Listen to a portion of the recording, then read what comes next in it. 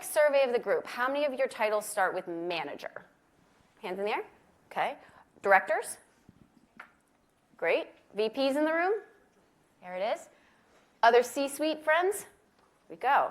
So we noticed that was the lowest number here. Only about 15% of the Zero-In attendees are already in the C-suite. So when we looked at that, we said, hey, what a great opportunity to talk about the many ways that you can get into senior leadership. All of our stories are very different, but they're equally valid ways to get in front of leading a customer team. So we wanted to spend some time talking about that. And also, we're going to look at our crystal ball, think about what customer success and leading a team like that looks like in the next few years. We're going to spend about 45 minutes with questions we wanted to spend time on together. We gabbed for an hour easy when we met to prep for this, so hopefully that'll happen again here. But we will spend about 15 minutes at the end for your questions. So as we talk about something that's of interest to you, jot it down, and we'll have some time for questions at the end. But with no further ado, I want to introduce you to my fabulous panelists. So I'm actually going to have them introduce themselves. Joanne, I'll start down at the end with you. That's great. All right. Hi, everybody. My name is Joanne Chiam. I'm the Chief Client Officer at AudienceView. And just for interest, the company is basically a software company. And our clients are performing arts, sports, and so essentially we're a ticketing company. So that's just a little bit about me. Go ahead, Nikki. Hello. I'm Nikki Briggs. I'm our Chief Customer Officer at Scaled Agile, based out of Boulder, Colorado. And we are an IP company that turns into sort of a way of working, and we have a training and learning solution business, a framework, and a large partner community. Excellent. Thank you. Polly. Good morning. Ooh. Good morning. My name is Polly Speros.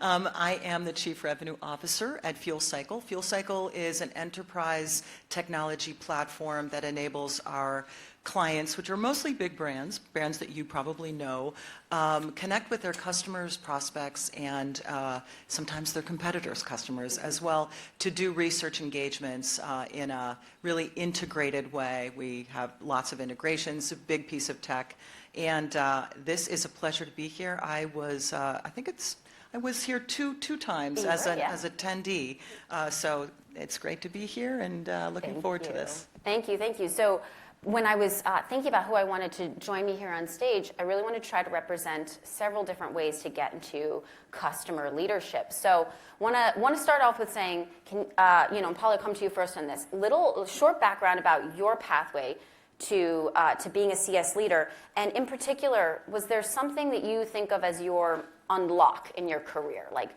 hey, this thing, a person, an event, an opportunity, whatever it was that sort of set you on this pathway or made a change for you? Thanks, Abby. Sure, I can share that. So I don't know that my path is unique. I think that, as I started as an individual contributor and continued to seek out more responsibility, more people demands, more strategy demands. At some point, I had to make a decision whether I was going to continue as an individual contributor, which is a noble path. Really, I liked, especially when I was earlier in my career, I loved, hitting a quota. It was important to me. But then at some point, I thought, I want to mobilize others. I want to help others perform and go together. And you go farther when you go together, maybe faster when you go alone. And I think that was kind of the pivot point when I made the decision to try and lead a team to see if I liked it, see if it stuck. It did. I enjoyed it. And then I just continued to kind of follow that and take more and more responsibility. My big pivot to the customer was I was a sales leader my entire career. And then when they tapped me on the shoulder at FuelCycle, they said, hey, I want you to come over and run the customer organization. And I'm like, oh, I don't know. I've been a salesperson my whole career, all that karma coming to hit me on the customer side. I'm not sure I can do that, but I was curious, and I really was ready to kind of do something new, drive relationships. Those of you in customer care know that the relationships can be really deep on the customer side versus sales. And so when I got there, I looked around and I'm like, yeah, where is the customer organization? And they're like, yeah, that's just it. You got to build it. So For the last 4 years, that's how I've been spending my time as CCO, and then recently I did take over the entire revenue, the revenue motion at FuelCycle. We're going to talk about that a little bit later because we're interested in this, this connection between the CCO and the CRO. One quick follow-up question for you. For those that might be trying to decide, do I want to stay on the IC path, really dig in and like commit to being a SME on things, or do I want to lead? Advice?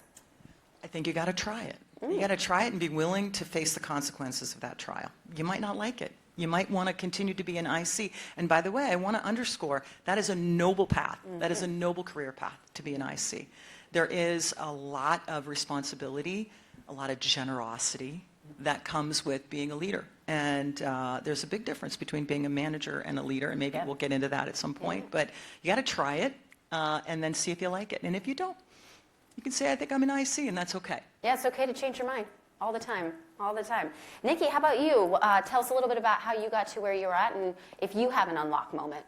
Okay, yeah. So I started out, I have an engineering degree, and then I started my career in sales, and I was a technical sales engineer, did that. That was a lot of fun. Started to really love customer engagements, meeting people, traveling a little bit, and then I went into product management, so kind of took the next step there, and then I ended up getting an MBA, and then I started having kids, and I was like, hey, I can't do this product management stuff. I can't travel, and so then I went into sort of services, and I started to do services, contract management, technical support. And from there, I loved that. It was really fun. And then kind of got into customer success. It was actually called community success is the job that I took. And it was, building a help desk, scaling that 24/7, 365. And then actually I've got 2 of my team members there, Josh and Chris, and we started to build a customer success team from scratch, So it was a lot of fun. We created the function.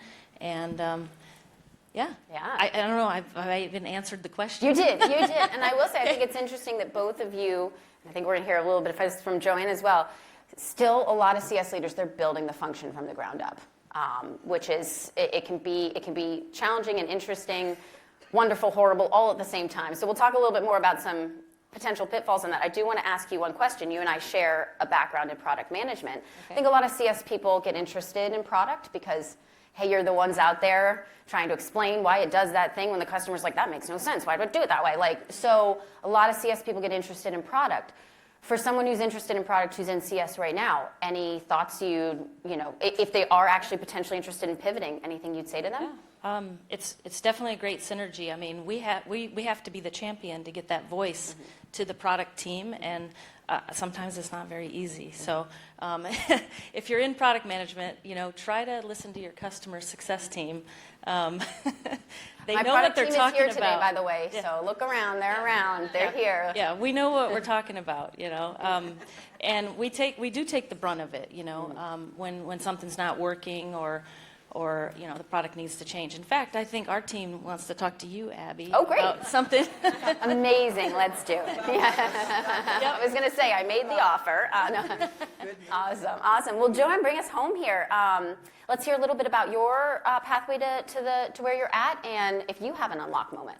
Sure. All right. So thank you. And, I have a very similar background to Nikki. I come from engineering. And so I found out very early on in my career that I was a terrible coder, really bad at programming. And so essentially went into project management. And so as an individual contributor, I was a very good project manager. And so when I joined AudienceView, and this was 14 years ago, so in a SaaS company, I think I'm known as a lifer. And so I came in as a project manager, and the path to CS really was very rapid in the beginning. I very quickly became a senior director of the entire professional services within 2-3 years. And then it really stagnated for a long time. And sometimes when you're in middle management, that can happen, right? You kind of feel like you've hit the glass ceiling, as it were. And I would say that maybe about 5 years ago, again, there was this big pandemic that happened then. It was really opportunistic that at that time, for me, let me tell you a little bit. I mentioned that we were like our clients are performing arts, theaters, sports, and the pandemic just decimated the industry. Our clients just disappeared and were struggling, and so we struggled. But coming out of that challenge, there were also a lot of opportunities, and so that really galvanized that was the unlock moment for me, just stepping up, doing things that were required for the clients, for us, and very quickly, just from owning professional services, went on to taking on support, taking on the education, the webinar, and then most recently, taking over account management. So for me, CS is relatively new, and I became a CCO in March of this year, owning all of post-sales, and with that came the revenue responsibility. So, yeah. We're going to talk about the revenue stuff. First off, 14 years in SaaS is like unheard of. Same company, yeah. right? And Joanne and I share something where we've sort of grown up with the organization, which gives you just such an interesting perspective. So, for those of you that are at a place that you really love, staying there and growing there can be really interesting. I do want to ask you quickly about surviving the pandemic when all of your customers are just like experiencing the worst thing that could ever happen to them. How do you keep a team motivated through that? That was the challenge. And when you're in a time of crisis, you really bond, right? We literally, shed 2/3 of the company. The rest of us took a huge pay cut, and we just tried to keep it going. And that really bonded us. It also, I'll just share, like, we had 8 different products. Yeah. And the smart thing that we did was we said, let's consolidate. It's quiet. We're never going to get this opportunity again. And we sunset 5 of the 8. And so today we have 3 products, but that made us such a stronger company. And again, that was a really good move. Bill Wagner's got some competition for creating the crisis on this one. I like that. Let's talk a little bit about, in your experience, both leading and also experiencing other CS leaders. When you think about the non-negotiables for a strong CS leader, whether you're at the C level or working your way there, what are the key, whether it's personality traits or background or ability, do you think is really key? So Joanne, I'm actually going to go back to you on this one and start there. Well, for me, I think it's resilience. It's a little boring, but it's so key. I think having resilience is one of the key ones. But other than that, it's getting results. Like at the end of the day, if you don't get results, find something else to do that you can get results from. Yeah.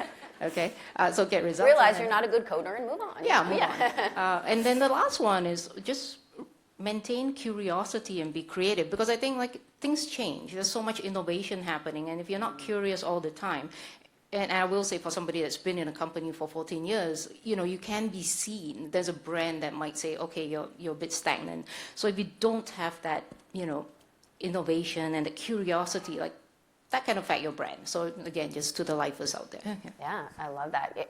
And Nikki, any of you add to that? For me, one of the non-negotiables is collaboration in this role.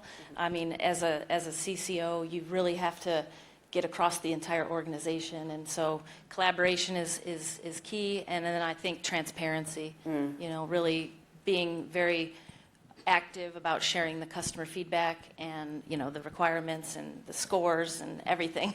So those are 2 for me. And then we talked about it. I think tenacity, is another non-negotiable. Yeah. You can't give up. Yeah, it's grit, There's a lot of persistence that needs to happen. Polly, I want to hear what you'd add to that, but I want to talk about collaboration for just a second, because this is something that came up when we were prepping. So little side question here. When we think about the other members of the executive leadership team, so your CFO, your CMO, your CPO, your CSO, let's say you can only pick one best friend as a CS leader. We got to pick a favorite best friend. I want to know who you guys are going to pick, but I'm actually going to ask you guys first. So you can pick between the CMO, the CFO, the CPO, or the CSO. So how many of you want to be best friends with the CFO? Okay, I'm going to try to keep track of the numbers. How many of you want to be best friends with the CMO? God, Hunter, this is a bad day for you. I'm so sorry. So sorry, don't look. Okay, how many of you want to be best friends with the CPO? Yeah. We are the best, admittedly. How many of you want to be best friends with the CSO? Okay, we got a little bit for sales there. Okay, great. All right, so we got a mix. So products, Jason, you don't get to vote in this one. Yeah. Our own CSO over there. Small detour, but Polly, we'll start with you. Who are you picking on this? I raised my hand for the CPO. Oh, I'm sorry. I was looking around. Yeah. Okay, so why CPO? But I think you should be best friends with your CSO too. I think that, I forgot where we were. Are we talking about collaboration? Collaboration, yes. Yeah. So I'll talk about collaboration and then I'll move on to the CS thing. So on collaboration, I personally feel like you gotta have a relationship with your CPO. And maybe that is a good segue to what I think is one of the most needed and necessary non-negotiable attributes of a successful CSM or anyone in the customer organization, and that is prioritization. You need to be able to prioritize. You could have a wonderful personality. Your customers could love you, but if you can't prioritize, you're going to have trouble getting things done. And at the end of the day, you can't manage a spreadsheet. So metrics matter, results matter, but you can't manage results. But you can manage your day-to-day and be the most effective you can be based on prioritization. The other thing is, we mentioned curiosity. Like, I think that CSMs maybe don't always realize the power that they have to create possibility for your customers. You know, you're never going to hear your customers say, oh, my CSM, they ask me too many questions about my company. They're too curious about my company. You'll like never hear that because, you know, getting yourself into your customer's shoes, understanding the challenges that they deal with. Not only challenges, but their ambitions. Sometimes you're not addressing a pain. Everybody talks about what keeps you up at night. I hope nothing, like I'm in market research, like nothing about market research keeps me up at night. But there are things that I want to do. There are ambitions that I want to achieve. And if I have someone like, where's Tina Miranda, my CSM? I don't know where she is. There she is. She's a star. You know, if somebody like Tina Miranda is your CSM, they have an interest in understanding what your ambitions are, where you want to be. So for me, it's prioritization and endless curiosity. Yeah. What role do you think delegation plays in prioritization? 80%. 80% of it? Yeah. I think you got to prioritize first where you want to go, what you want to get done. There's 12 weeks in every quarter. Think of it that way. You got to think also, you know, where do I want to be at the end of this quarter? And then work backwards. Yeah. So there's a lot, we could talk the whole hour about prioritization, but I think that's really, really critical. Discipline and prioritization. Yeah. Tell us a bit about why you'd pick the CPO as your BFF. Well, if you and your CPO are aligned and your product is humming at some ratio of innovation, because the organization needs to innovate, and meeting your customers' needs, right? If you can arrive at an agreed and aligned ratio between those two motions for your CPO, your CFO is going to love you. They're going to want to be your BFF because you'll be aligned in the product that you're either bringing to new customers or expanding with your current customers. So the CSO, I don't know, your chief revenue officer, same thing. Like at the end of the day, you want to keep your customers. One of the biggest unlocks for me was a conversation that UMON had with Jason Lemkin. I don't know if any of you got a chance to see that. It's somewhere on the internet now. Jason Lemkin said, you know, you can build a business by bringing in new logos, but you can build an empire if you can keep them. And he's right. And I think that was, if I'm not mistaken, I think that was I believe that was at a big rig earlier a few years ago. And that's why I think it's so important to have a relationship with your CPO to make sure that your product continues to meet your customers' needs, not only today, but tomorrow as well. And that's the CSM that's able to bring that back to the organization. I missed the hands because I was looking at, did either of you vote for the CPO? No. You did not? Okay. Nikki, let's hear from you about who did you vote for? The sales. Sales? Okay, tell us why Jason should be happy right now. Okay. Yeah. Well, because we need to be aligned when we're talking to the customers, and we play a different role in the journey, and so we need to make sure that we're really in tune with what the client is looking for, what kind of business outcomes that they're trying to achieve, and you know, we work very collaboratively with our sales team. It's a team, you know. We don't report to sales, you know, but they consider our CSM a core part of that team, And it's all, at the end of the day, you just need to be so aligned in front of the customer to make that a really good customer experience. So I think a spot where a lot of people struggle with alignment with their sales team, they don't know where to start. Like sometimes it feels like you're truly on opposite sides of a wall, and you're just like, what the hell are you doing over there? Like you're just, So if you are in an organization where you feel very fractured from your sales team, do you have thoughts about how to start to repair, correct, course adjust that relationship? Yeah, I mean, for us, when we built our team, we designed it, we set it up in the same organization structure as our sales team. So we have regional sales and territories. Okay. And so then I just said, fine, we're just going to have, our CSMs are just going to be, assigned like that. And then the way that we work, we do Agile, that's our company, that's what we do. And so we have daily stand-ups, team syncs, and so we have a cross-functional team that works together and focusing on the customer. So I would say, set it up, if you can, set up like your sales team and align with the territories that they're in, and then that works really, really well. They love their CSMs. We add a lot of value. We can do those demos. We know the products really, really well, and it actually sets up a really good experience for the customer, because the salesperson can be working on the things that they need to do, the selling, and then we can add in the technical side, as well as, building the relationship and helping out. So That's a great thought, because CSMs are often very charming people. So using that to your advantage, if you're lined up with your sales organization, great way. If you have the alignment come from the people that are doing it, it's a strong place to start from. Please, I can't underscore that enough. I think that is so important, because your effective CSMs are going to make your salespeople more effective, and your salespeople have to understand who they're throwing this deal over the transom to. It is so important to be aligned and to force the event to make sure that those handoffs are flawless and hold people accountable for that. It can't just be something you mail in. That is really critical. Now, in my case, I'm responsible for the revenue on the customer side and the new side. So I am not gonna, I want to sell durable deals, deals that last for a life, for 100 years.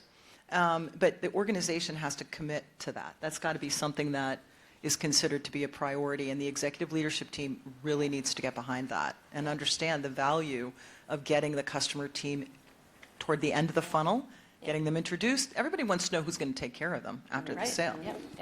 I may be stirring the pot here just a little bit, but as the leader of all of revenue, what do you think about sales teams having their compensation tied to renewal?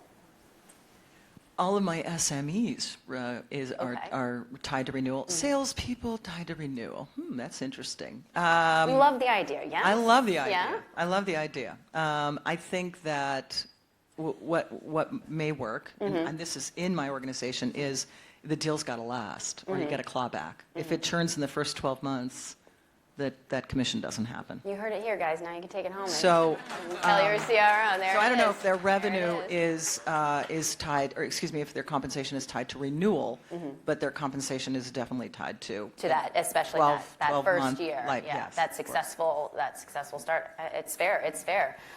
Joanna, I want to pop down to you. Who did you vote for on the ELT? Well, for me, I think, very much like what you both said. I think they're all really important. And so I'm going to kind of cop out and go it's situational right now. And right now, my best friend is the CFO, because I'm doing budgets. That's right. I forgot to check in with you on about what the palm reader said about our budget yesterday. I got to check in on that. Well, talk to us a little bit about what that relationship looks for you as you're trying to work that relationship to your team's advantage right now. Yeah, so really, I mean, when you think about budgeting, it's such an exercise right now.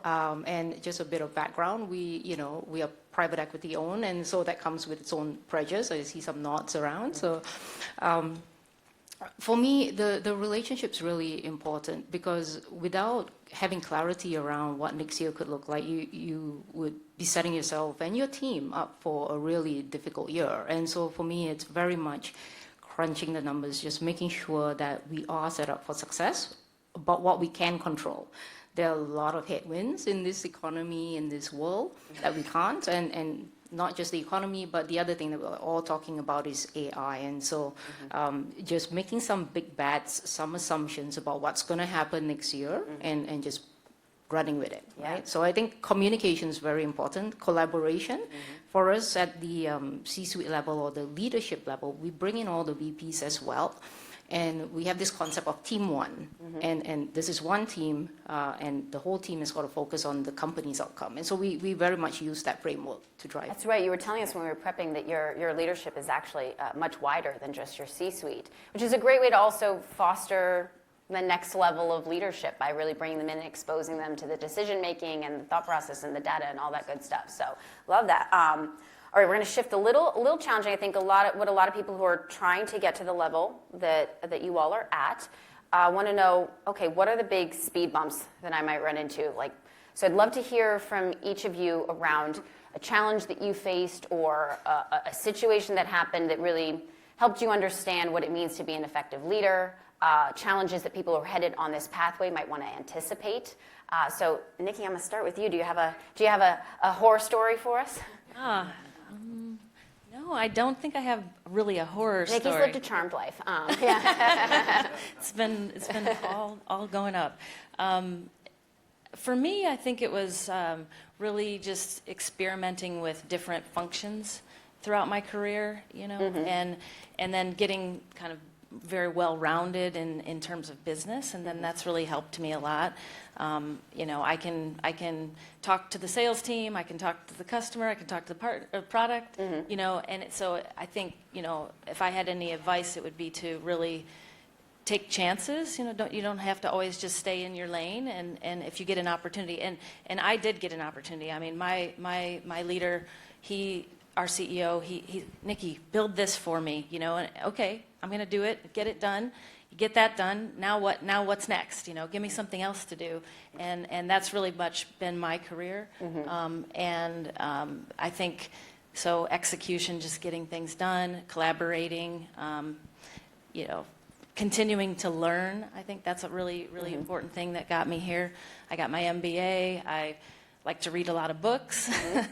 I do a lot of Agile training, just, kind of staying up with just keep learning. Don't stop learning. Which has a real superpower of being willing to admit that you don't know. I think that's what can be challenging about learning, especially when we all want to come off as, I'm a knowledgeable person, I know how to do things, but then it takes a lot of bravery to be like, I don't know, you tell me. So how did you navigate that as you were trying to speak all these different languages? Well, first of all, I can't even believe I'm a C-level. I just feel very humble and just pinch me. But I just think you just got to keep going and learning, and I don't know. Yeah. Don't be afraid to ask why. That's my biggest thing. Just don't be embarrassed. Always ask. Yeah, don't constantly. be embarrassed. Yeah. There's never a stupid question, And if you think you know everything, you're wrong. You don't. So, there's just, the one constant thing is change.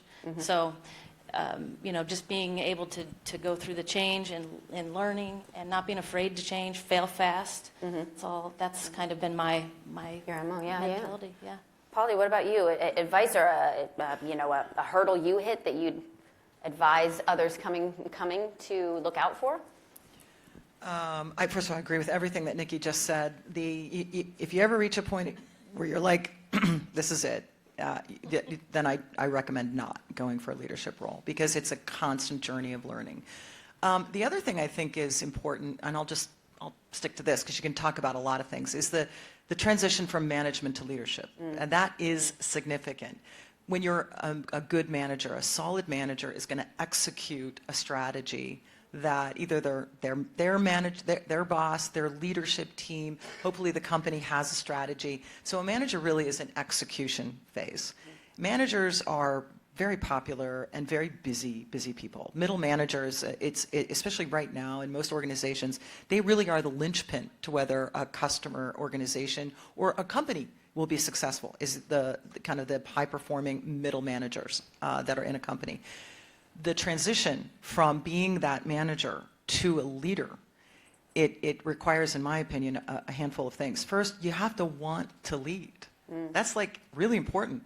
You have to want to feel the weight of leadership on your shoulders. And that might sound corny, but you know, it is something where you're making a decision that you're going into a lonely role. You know, when I was a manager, my inbox was full all the time. Everybody wanted to talk to me. Sometimes it was just like problems that were escalated, but even still, everybody wanted to. I felt very needed. When I hit the C-level suite, I became very lonely. Like, no one wants to talk to me. And I also need to do most of the initiating, right? It's really, in a leadership role, you are seeing the world as it is, imagining the world as it should be, and determining what needs to happen between the 2 points in time. And so that's a big responsibility, but you gotta not only be the person that initiates that, but be willing to accept the consequences of either hitting that goal or not. So I don't know if that answered the question, but I think it's significant for a path, because you really need to recognize that as a manager, your marching orders are clear. As a leader, it's hazier. You got to be willing to not accept the operating system that you're handed and want to see something different. I just want to jump in there. Please. I agree totally with that. I think that the big change there, if you're a manager, you've got your goals and you're hitting it, you're executing to your point. When you become a leader, you've now got this other thing where it's just a big number there, and you're like, okay, how do I get there? And that's the fun bit with being a leader, is the creativity that you can harness from your team, from talking to your clients, talking to other peers about how you get there. But understand that the person that's going to come up with that is you know, you're on the accountability block there for that, right? And that's the big shift. And so that requires you to almost free yourself up from, you know, the day-to-day tasks, just unlock the head a little bit and just go into the realm of what's possible. And that, I think, is kind of like that little mind shift that you have between the two levels. It may seem strange to us, but I think a lot of people, when they are experiencing that shift from management to leadership, they also experience a lot of self-doubt along the way. When you, for the first time in your career, when you don't have someone to be like, is this right? Like, then you're like, oh no, it's me, I have to answer that. How have you navigated that, you know, the natural self-questioning that can happen, or am I not failing fast enough if something isn't working? How have you navigated that? That's a great question, because, like, honestly, I think part of it comes from inside and part of it's external. So I would say if you've got a great support system, which I'm very fortunate that I do, that's one really good thing, you know, because it's a tough job and long hours. Sometimes, you know, you're just away a lot. And so if you've got a good support system, bonus, good for you. Mm-hmm. But also inside, I think one thing, know yourself really well. And it's really corny, but like know yourself really well. Know where your limits are. And if something's going wrong, like that's okay. Just take the time out. For me, I'll just share. If I'm having a really bad day, something's gone wrong, and that happens, right? I just go to sleep. Because the day can end, and I'll be like, tomorrow's a new day, right? So it's like, be resilient, keep going. It's like when IT's always like, have you tried turning it off and turning it back on? It's that for humans. It's that for humans. It's incredibly effective. You got to know your little tricks. When you have talked yourself or thought yourself into a corner and you're not sure, you do have to figure out how you reset the systems and get going. You do, and you have to put yourself first, because you cannot be a good leader unless you yourself are in a good space. You know, if you're not showing up the right way, you're not gonna, you know, to go to sleep when you're when you're tired. But for me, also, I like to ask for a lot of feedback. You know, I ask my team in our one-on-ones, do you have any feedback? You know, what could I do differently? What could I do better?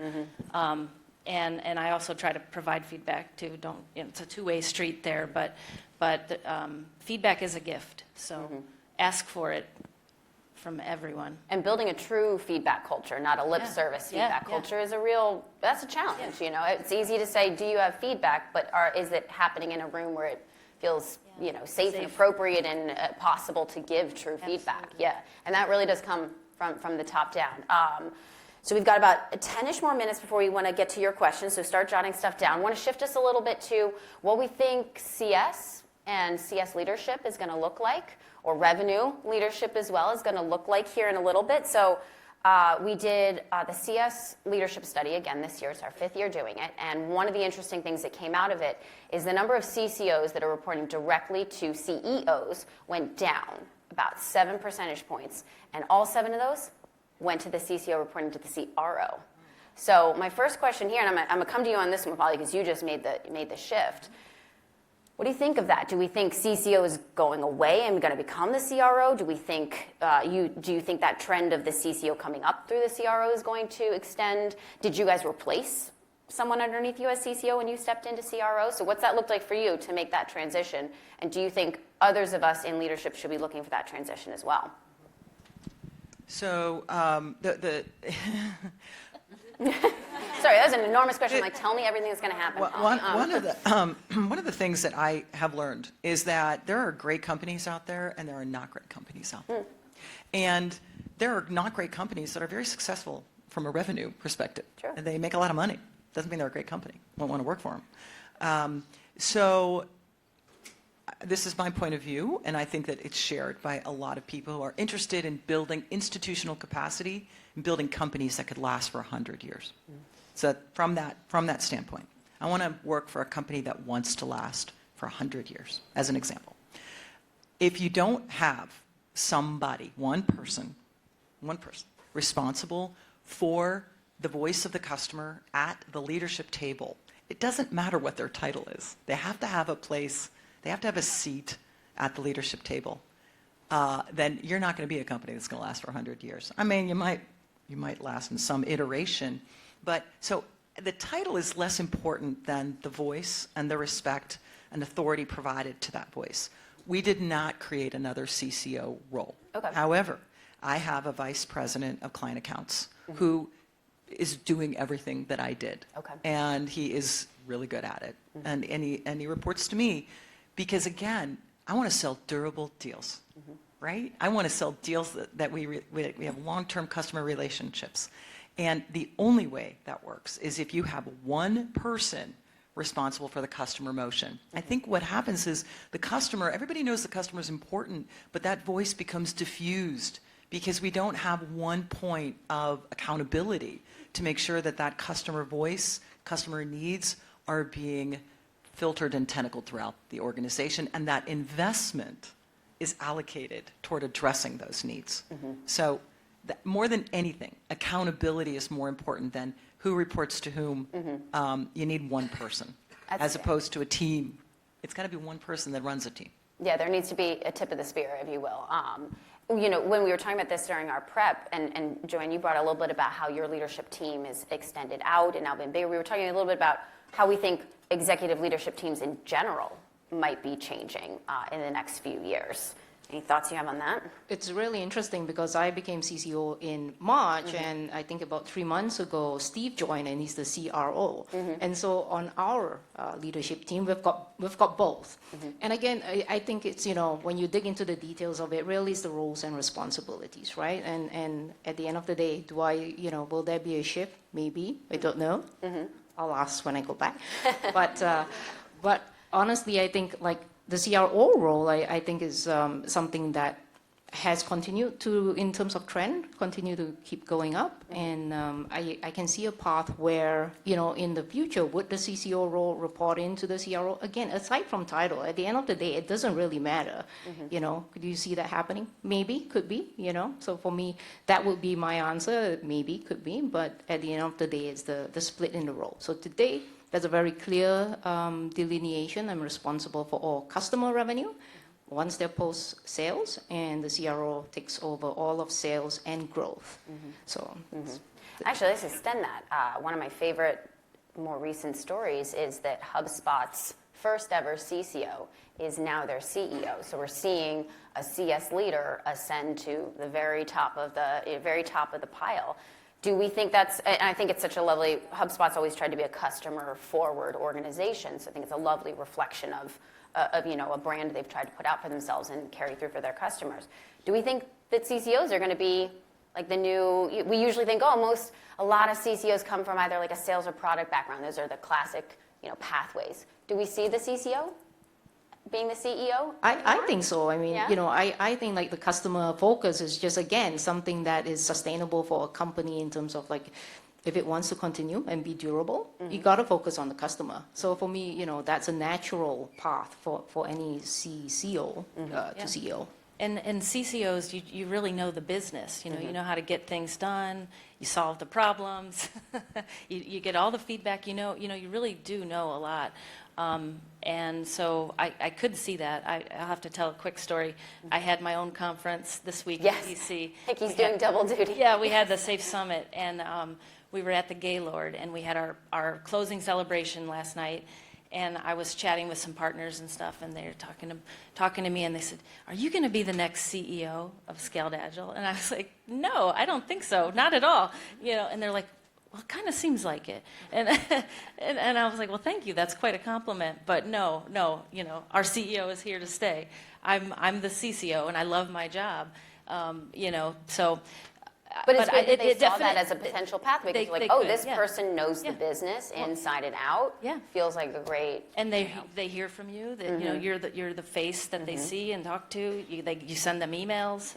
Yeah. So anyway, it's definitely, I think it could be a possibility that boards. They really, like if you have a private equity board or a board of directors, they do value that customer voice and knowing the business and what your customers want. So a lot of times, that could be a path if you want it. Yeah. Polly, what do you think? 100%. I think if you're interested in what your own company looks like, so Fuel Cycle, where I am, it's a startup that now is in scale up, right? So everybody has a different revenue threshold. But wherever your company is, take a look at where the majority of the revenue comes from. If you're in a $100 million company, because it's easy, you're probably going to find that 80 million of that is probably renewal. Yeah.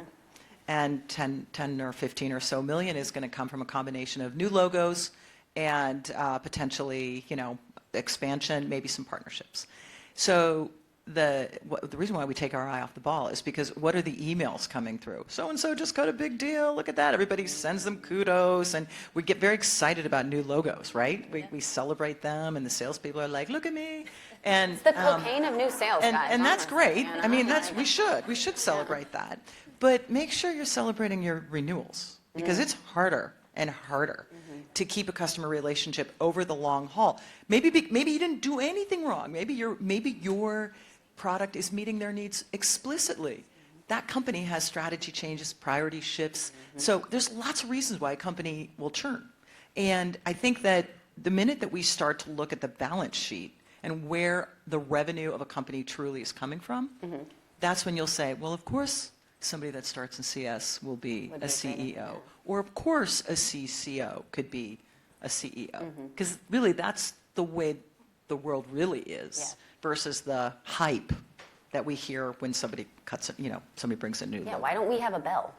They always Need a bell have or a gong Where's our or bell? something like Yeah, that. I like it. Well, before we get to questions, as we think about the next set of CCOs that are going to send, do we think they're going to need a different superpower? Like I would say, you all represent, to me, when we think about a lot of us building CS orgs from the ground up, the superpower is we've been to make something out of nothing. And hopefully, the next, as business continue to mature and more people come in, they're not starting from nothing. So what do you think is going to be the new superpower that a CCO has to have to be successful? Any guesses? Nikki, you want to start? Sure. I was thinking about this. I don't know really if there's one superpower, but I'll tell another story about our party last night, because at the end of the conference, I had a partner come up to me and he tapped me on the shoulder and he said, Nikki, I just wanted to tell you that the authenticity that you bring to the table and to the conversations when we're meeting is really powerful, and I can feel the change in the relationship with our company and yours, and some of the things that you're saying and you're following through with, and you're driving the change. So I think maybe it's authenticity. That's what I got. Yeah, I like it. Okay. I like it. Paul, you got an idea? The authenticity thing is really important, especially now, and it's going to become more and more important. I think it's also really important as your teams are distributed. Yeah. Authenticity is harder and harder to find, so it's unique. Superpower, I have to go back to prioritization and not being willing to accept the operating system that you're handed. If you are interested in moving through the kind of the ladders of your opportunities in your company or another company. I think, taking on more people demands, more strategy demands, and really starting to bifurcate your skill set to identify those places where you're in a managerial role, you're in a leader role, and really exercise the leadership muscle. And again, I'll go back to what I said earlier, which is when you see something, force the event and say, this is a priority. Escalate that. Get folks around you excited about addressing that. And then create a plan for what that possibility, fixing that thing, what that possibility could look like. Get others enrolled in the possibility of a different way of handling that whatever problem. That's your fastest feel to what being a leader looks like. Because, creating something from nothing is really what I think leaders have to do on a regular basis. So I don't know if that's a superpower, but wanting to do that, what Bill it's talked missing. about is it's creating the crisis, Yeah. and getting people excited about. When you use the word crisis, most people are not excited, but it's like, how do you turn that into an opportunity to really, accelerate a team, accelerate a business? And forcing the event to get others excited about working on it. Yeah. And it's really starting at, what would it be like if we could fix this? Yeah. What would that be like? Get them to feel it, and then work backwards and say, okay, what's it going to take to make that happen? Love it, love it. Joanne, bring us home. What are you thinking in terms of a superpower? Well, it's very similar again, and I was thinking about this last night, and I chose connection. Okay. I think, human-to-human connection, just as you mentioned, and making sure that you actually connect with people, but also connection just in terms of like seeing patterns, what's data telling you, so I kind of chose that word, like it's a real superpower. But with AI again, maybe that's going to serve that up to us a bit more. So, again, finding connection. Maybe I'll be connecting with my AI agent and just chatting about what they're seeing as well. So We'll say, we made an AI twin of me, and Yuman immediately used it to write a roast of our CTO delivered by me, and I was just like, this is the end. So I fear some of Only this. a leader would have the guts to do that. Exactly. Yeah, please, One Nikki. more, just coming off this conversation about the crisis and Yeah. creating a crisis. Yeah. I think that the crisis does create a sense of urgency, which is like one of the first steps of change. And so, being a successful CCO or C-level, you definitely have to be a good change leader. And you need to really understand how to lead change and not be afraid to fail, try different things, continuously adjusting, based on that feedback. Absolutely. There was a great session yesterday. Talked a lot about how to proactively handle change management, because you're going to do it 1,000 times all the time. Speaking of, can I just add one thing to that? Please, 'Cause yes. I think that is so important, being a change agent. But then recognizing that if you are going to address that change, you need to create a system for a durable solution, or else you're going to play whack-a-mole every quarter. And I think that's one of the things about prioritization. Like, if you're in a whack-a-mole mode, create systems that you don't have to work too hard to fix it. That it's, I say in our company, #solve for the future. Yeah, you solved your problem today, but everybody's got that problem, like everywhere in the organization. So solve for the future, and let's create a system to address it. Honestly, I've written durable down like 3 times now. It's a word I'm taking away from this one. I keep writing it down, and certainly I love it. Well, Polly, Nikki, Joanne, thank you. We're going to do some questions, but everybody please give us a thanks for our panelists here. We've got some microphones floating around, so we have some questions that we want to ask the panelists. Who's going to do it? I will stare at you till someone raises their hand. So.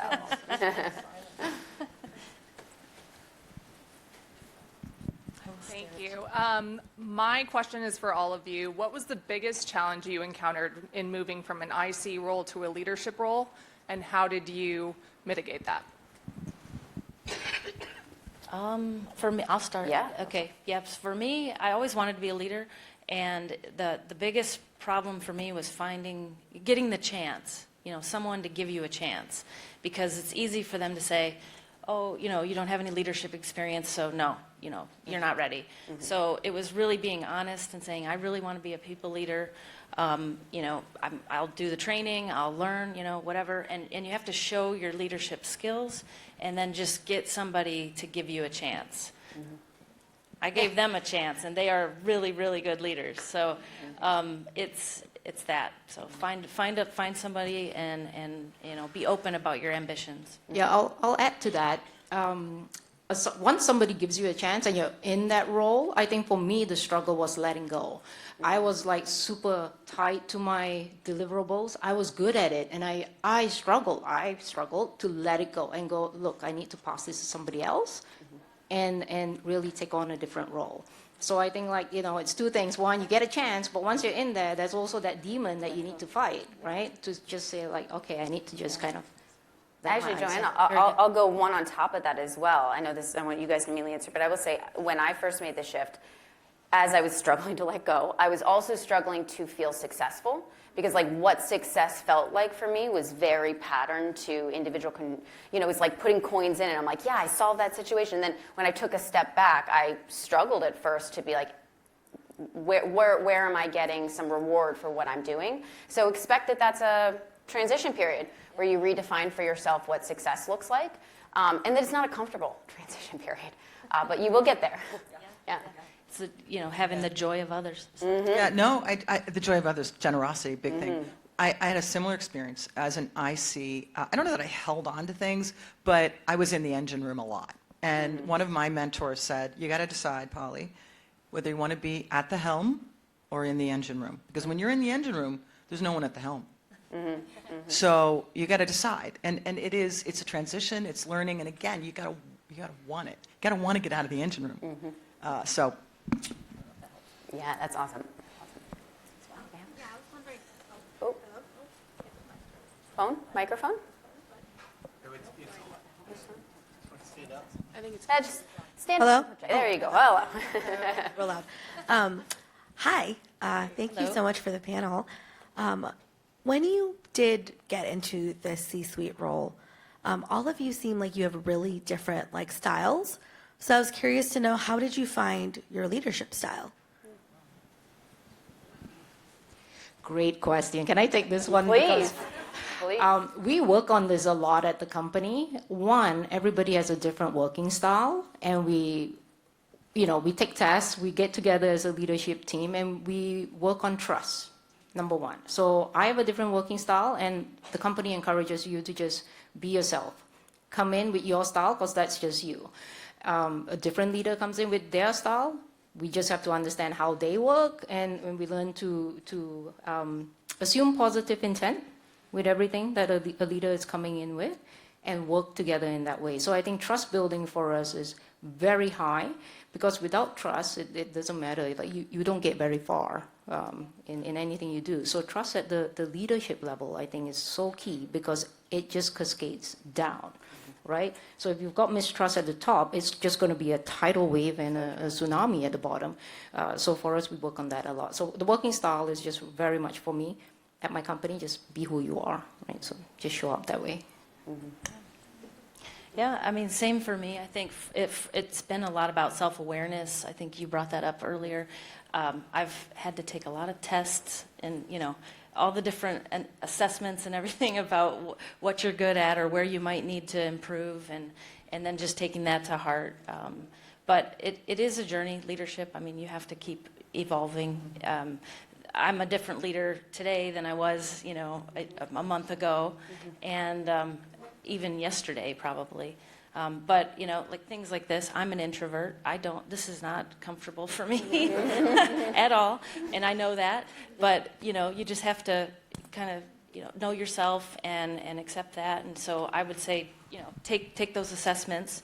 I think there's different ones, the DISC assessment, MTBF, Myers-Briggs, there's all kinds of them. So, that's what we've had to do, and then we learn about what we're comfortable with, and then you just got to be comfortable in yourself, and just be yourself. Yeah. So. I loved those answers so much that I'll just try to use both of those.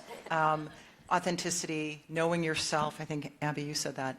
And then, not being the same leader yesterday, because what got you here is not going to get you there. You need a whole new slew of skills to get to the next level. And so a leader is constantly evolving.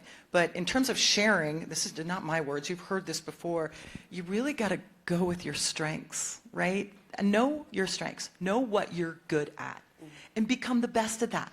Because the thing that you can do when you lead with your strengths and you really, really say, I'm good at this, you can become 1 in a million. If you spend all your time working on the things you're not so good at, you'll never become more than mediocre. So address those things enough to not be disruptive, right? But pick your strengths and nail them. Spend time on them. Yeah. Hone them. Get good at them. And that's how you'll find your leadership style. I like that. Yeah, go ahead. Testing. There we go. There we go. Paula, I think you just answered my question. But so I was one of the 2 people that voted for the CMO. All right. Mark, I Hunter, got there's you. your friend. Because I've been in customer success since 2018, but I'm now moving into a customer marketing role. So I've kind of got these 2 interests that go with each other, but also have their differences. So my question for all of you is basically, how does someone like me, who has a lot of different interests, get into more of a leadership role where I'm managing a team that's more niche, most likely? Any thoughts?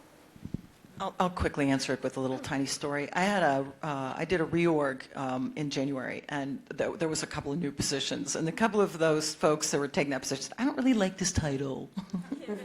And I'm like, you don't like the title, right? And I'm like, you know what? If you want to find a corner of the universe and conquer it, I'll write up a business card that says, Emperor of this corner of the world that you conquered.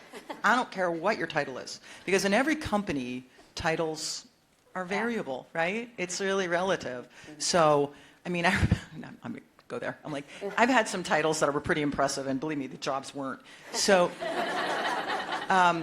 I would say, again, find the thing that you want to, where you want to make extreme impact. And make sure that there's kind of an alignment between your strengths and that thing, and then go after it. Go after it and conquer it. And you will be surprised, and bring others along with you. That's really, that old quote, like, you'll go fast by yourself, and I remember being an IC wanting to go fast. If you can get others enrolled in your idea and mobilize a team, people respond to that. That is a rare commodity today. To have a leader, a generous leader who can mobilize those around them to achieve a goal.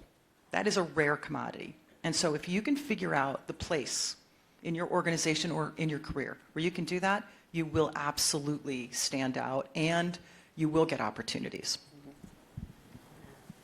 Oh, yeah, go ahead. I'm very curious, as a woman in leadership myself, do you have any advice for folks who may or may not feel imposter syndrome here and there as they move up the ladder? Abby hates imposter syndrome and thinks it does not really exist, and she wishes the book was never So written. here's I have noticed many thoughts colliding in the brain. I have noticed, I think it's an important question to ask because it speaks to some of what I was saying here. When you first step into leadership, you have moments of feeling a lot of doubt. You don't get inputs of success or failure. You interact with people different. It's like being dropped in a foreign country and being like, I gotta learn the language here really, really quickly. The reason I struggle with this question is because it gets asked to women way more often than it gets asked to men. So I'm like, we should be asking everybody about that because I don't think it's a uniquely female woman experience to feel imposter syndrome. I will say the moments that I've had doubt, I'm a visual learner. So something that's been helpful for me is I write stuff down. I keep track of things that I've accomplished, that I've participated in, not just for me personally, but also people that I've brought along, programs that I've been a part of, customers I've seen be successful. Because if you ever go to update your resume and you're like me, I can't remember anything I've done for the last 10 years, so it's helpful to have the record. But it also can combat feelings of, hey, am I being successful? Am I doing the right things? Does anyone care? So it can be helpful in those moments to have something to come back to anchor yourself on. Because it can be, especially that initial shift, it can be very disorienting in a lot of ways. Anybody have anything you want to add to that one? I think it is probably very real. For me, I try to ignore it, and I'm kind of like Abby on that one. But one thing that helps me a lot, my CEO tells me, he says, Nikki, remember, you're the smartest person in the room, you know? When you're talking to the board, you're the smartest person in the room. So, you know, just trying to talk yourself up and have the confidence that you know what you're doing, because you do, you know, and you gotta believe in yourself. I think figure out what makes you confident too. Like for me, love a good data point. Feel so secure and confident when I've got a good data point, and that can help me combat other negative feelings. It can be different in different situations, so find out what anchors you. But Joanne, did you have a thought? Yeah, and I mean, that's a great question. I think I feel that I get asked that a lot as well, just also with my team. You know, we've got a high number of women on the team, and so they come and they ask this question. What's interesting is the men are also asking this question now, which is you know, again, that's a good trend. But I think it's everybody, right? Everybody feels like, okay, am I doing the right thing? One, seek the feedback, right? Validate it from your manager, your leader, your peers, but also have more confidence. Just wear that confidence. You make it. So much of it is just like, just do it till you believe it. You know, like because really, there's nobody there talking about you and you know, judging you. It's all in your head. Just honestly, just wear that confidence. Yeah. Yeah. But thank you for asking that Yes, question. So we could have this conversation, because it should really be like human syndrome. Yeah. Doesn't everybody worry about being an imposter like Yes, all the yes. time? I Most don't valuable thing my dad ever said to me is like, no one is thinking about you as much as you are thinking. Absolutely. Yeah. He said it in a very different tone to me when I was 16, but it's worked, you know, it's worked. Yeah, it's not about you. No, I think leaders have every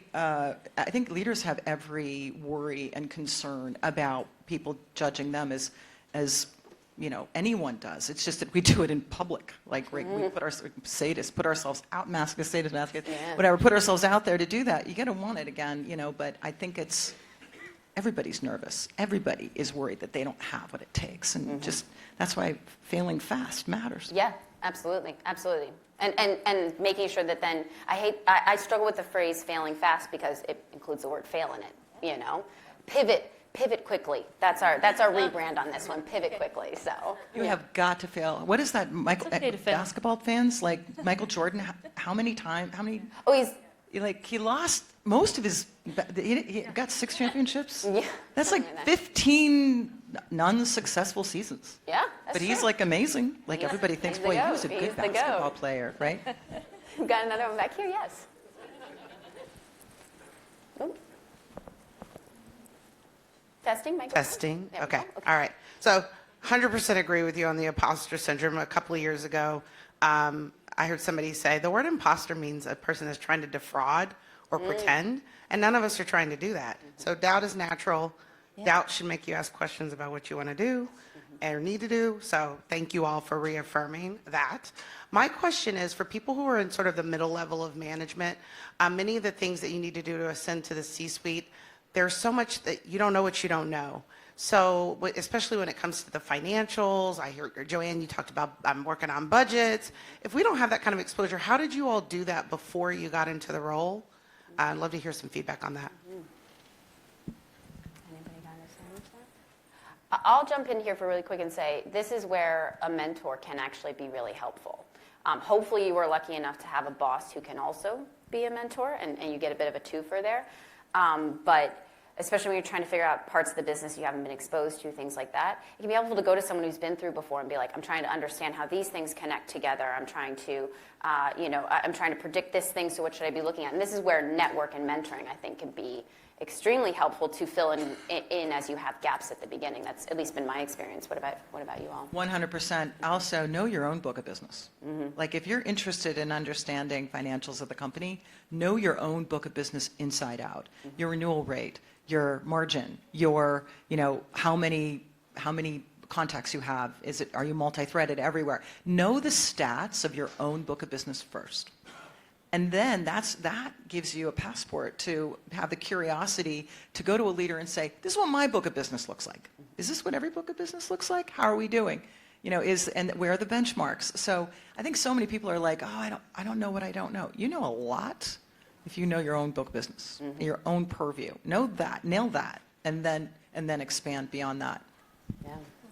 Yeah, I would double down on that. Like, really know your stuff. right? Know that. And then the other one is once you have that, the finance team generally, if you go there and say, hey, can you explain this to me? Nobody really talks to CFO loves finance, so that. they'll be like, yes, Loves to go, yeah.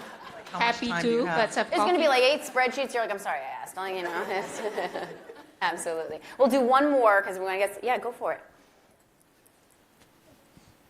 Testing. All right. I changed my question because of the natural flow, and then also what I do. So we're talking about mentoring. I founded a company called SuccessPanda.io, and we help people with mentoring. And on my website, on the front page, these are all statistics you can look up, but particularly with women, it shows that women that have mentors are much more likely to get promoted. And so my question is, do you have a mentoring program internally at your companies? Or if not, do you have discretionary budget where people can go out and receive the mentorship or find ways and carve out times for people to have mentors? Okay, So at my current company, we do not have a mentoring program. It's been talked about. It's kind of just, if you want to have a mentor, seek out a peer and do it, and the managers support it. But at my previous company, we did have a mentoring program. I was lucky enough to be in it. I was a mentee, and I was assigned somebody in a different business unit that was a VP leadership role. That was very, very important for me. That I learned so much, and he was in sales. He was leading the sales department. So it just really, really helped me quite a bit, and I'm still good friends with him today. So I definitely value that. And then I got to give it back, and I was a mentor, So I do love having a program there. We just don't have one at our current company. But, Yeah, so at AudienceView, we do have one. It was started grassroots, really, and with the support of the executive team. And so the way that we wanted this, it wasn't top-down driven. We wanted it to start from the employees, so it was co-founded by myself and another person. And again, at that time, I wasn't, part of the exec team. Started that way. Today, we've got it. It's women only or women-identified people. And there's a mentoring program that happens twice a year. So it's a program. And so we do have that. And we have other, programs throughout the company. But it was important for us that all of this started from the employees themselves. So they're the ERGs that we have. Mm-hmm. Yeah. We have a mentoring program at our company, and it's generally for new employees, and those in director and above are generally assigned based on kind of function area. So we do. I want to say one thing about the mentoring program and then versus developing a network. I've been working, for those of you who have more in front of you in your career than behind you, I'm not. I have less in front of me than I did behind me.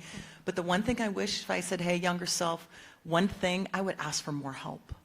That's, if I could just do one thing differently, I'd go back to my 25-year-old self and I'd ask for more help. I'd seek mentors. I'd say, your job is very impressive to me. Can you tell me a little more about it? Which they always are more than willing. That's one thing that you can do also to help you see your way clear to your next role, is getting the input and the perspective of others who have been there before. And that's one thing I would do differently in my career. Because right now, I don't remember those quarters that I made quota or didn't, those things I did that were specific to the time. But one thing I do have right now that I remember clearly is my network. It's priceless. It's priceless. And whether you're a man or a woman, however you identify, build your network. Build your network. Keep it close. Because even the people at the top of their game, think about whatever, Taylor Swift, think of people like, our president, our next president, whoever that is, they have advisors. They have trusted advisors. Doesn't matter how far you get in your career. You need an iterative relationship that can be reflective. And, that's another thing. There's people that have experiences that you don't. They can hold you accountable. They can remind you of your goals. Building that network is so important, and you will thank yourself for that.